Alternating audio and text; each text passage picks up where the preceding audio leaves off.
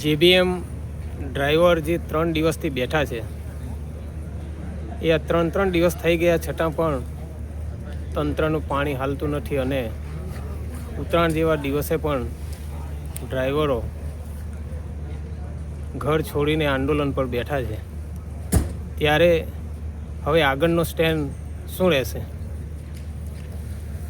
હવે ડ્રાઈવરો આ કડકડતી ઠંડીમાં આ ત્રીજી રાત્રિ છે અને ત્રીજો દિવસ છે, પોતાના ઘર બહાર બાળકો છોડી અને ન્યાય મેળવવા માટે આ જે ઇલેક્ટ્રિક વ્હીકલ ડેપો છે ત્યાં ખુલ્લામાં આસમાન નીચે આ લોકો બેઠા છે. એમાંથી એક ભાઈની તબિયત ખરાબ થતાં ટ્રોમા સેન્ટરમાં દાખલ કરવામાં આવ્યા છે. આ ખરેખર એજન્સી અને એસઓયુના સીઈઓ, એનું એડમિનિસ્ટ્રેશન અને એના ઉપરની સરકાર આ માનવતાવિહીન હોય એવું લાગી રહ્યું છે કે આ લોકો આ કકડતી ઠંડીમાં ભૂખ્યા તરસે અહીંયા બેઠા છે, પણ એનો પ્રશ્ન સાંભળવા માટે કોઈના પાસે સમય નથી. અને આજુબાજુથી લોકો એમને સહકાર આપી રહ્યા છે, એમના સમર્થનમાં પણ આવી રહ્યા છે, છતાં પણ તંત્ર કંઈ સાંભળવા તૈયાર નથી. અમે આવતીકાલે 11 વાગે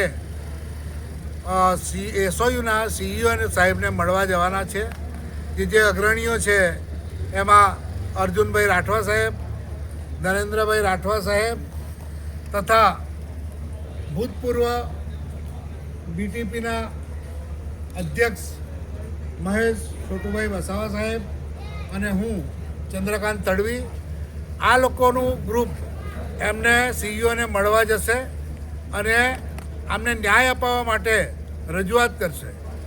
અમે જો અમને કાલે યોગ્ય જવાબ નહીં મળે અને આ ડ્રાઈવરોને ન્યાય નહીં મળે તો પછી અમે આ આંદોલનને જલદ બનાવીશું, ઉગ્ર બનાવીશું.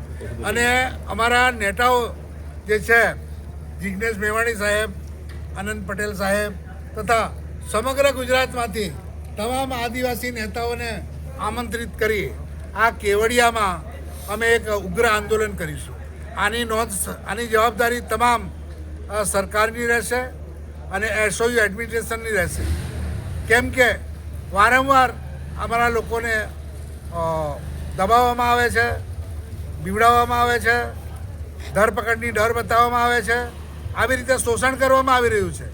રિક્ષાવાળી બહેનો તથા સાફ સફાઈવાળી બહેનો તથા ડ્રાઈવરો આ દરેકને મિનિમમ વેજીસ જે ધારો છે એ મિનિમમ વેજ ધારા મુજબ પણ વેજીસ મળતા નથી.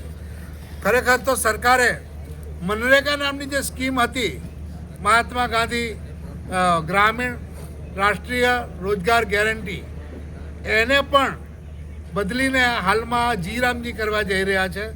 એમાં પણ એક મોટું કૌભાંડ છે.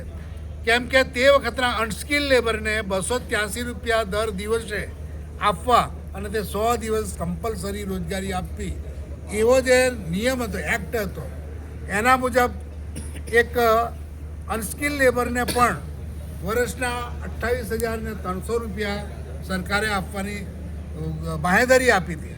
જ્યારે હવે એક નવો કાયદો લાવી રહી છે, તે કાયદા મુજબ આદિવાસીઓનું, ગ્રામીણોનું, બેરોજગારોનું, અશિક્ષિતોનું શોષણ સિવાય બીજું કશું હોય એવું લાગતું નથી. આ સરકાર ગરીબો માટે એમ હતું કે આ સ્ટેચ્યુ ઓફ યુનિટી આવવાથી આજુબાજુના લોકોને રોજગારી મળશે, પણ રોજગારીના બદલે અહીંયા શોષણ થઈ રહ્યું છે અને એનો વિનાશ થઈ રહ્યો છે. એની સંસ્કૃતિ તો નાબૂદ પામી જ છે. છતાં પણ સરકાર આજે એમની હકની મહેનતના જે મહેનતાણું જે થાય છે, મહેનતનું મહેનતાણું, તે પણ આપવા માટે તૈયાર નથી તથા એમને કોઈ સાંભળવા માટે તૈયાર નથી. તો હું તમામ સમાજના આગેવાનો, આદિવાસી આગેવાનો, રાજકીય આગેવાનો સૌને આહ્વાન કરું છું કે જો કાલે ન્યાય નહીં મળે તો પરમ દિવસે એટલે કે તારીખ 17ના રોજ કેવડિયામાં આપણે ઉગ્ર આંદોલન કરીશું. એના માટે સૌ પધારશો અને અમને સહકાર આપશો એવી હું વિનંતી કરું છું.